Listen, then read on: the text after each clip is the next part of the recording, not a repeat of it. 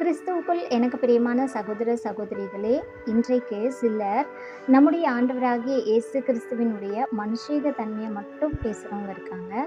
சிலர் ஆண்டவராகிய இயேசு கிறிஸ்துவினுடைய தெய்வீக தன்மையை மட்டும் பேசுகிறவங்க இருக்காங்க. ஆனால் ஒரு வசனம் அந்த இரண்டு தன்மைகளையும் நமக்கு காண்பிக்கக்கூடியதாக இருக்குது. அந்த வசனம் தான் அப்போஸ்தலனாகிய யோவான் எழுதின முதலாவது நிருபம் 1வது அதிகாரம் முதல் வசனம். ஆதி முதல் இருந்ததும் நாங்கள் கேட்டதும் எங்கள் கண்களினாலே கண்டதும் நாங்கள் நோக்கி பார்த்ததும் எங்கள் கைகளினாலே தொட்டதுமாயிருக்கிற ஜீவ வார்த்தையை குறித்து உங்களுக்கு அறிவிக்கிறோம். இந்த வசனத்தினுடைய முதல் பகுதியை பார்க்குறப்ப அப்போஸ்தலனாகிய யோவான் ஆண்டவராகிய இயேசு கிறிஸ்து இந்த பூமியில் ஊழியம் செய்த நாட்களில் அவரோடு கூட இருந்த அனுபவங்களை இங்கே நமக்கு ஷேர் பண்ணுறாரு. நாங்கள் அவருடைய வார்த்தையை கேட்டிருக்கோம், எங்கள் கண்கள்னால கண்டிருக்கோம், நாங்கள் அவரை நோக்கி பார்த்துருக்கோம், எங்களுடைய கைகள்னால தொட்டிருக்கோம்னு சொல்லிட்டு அவருடைய மனுஷீக தன்மையை இங்கே வெளிப்படுத்துகிறாரு.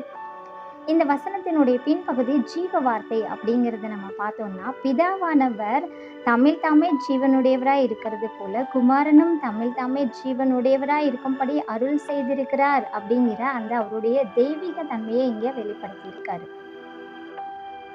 இந்த ஒரே வசனத்தின் மூலமாக இயேசு கிறிஸ்துவினுடைய தெய்வீக தன்மையும் மனுஷீக தன்மையும் நமக்கு வெளிப்படுத்தின நம்முடைய தேவனாகிய கர்த்தருக்கு நாம் நன்றி செலுத்துவோம். ஆமென்.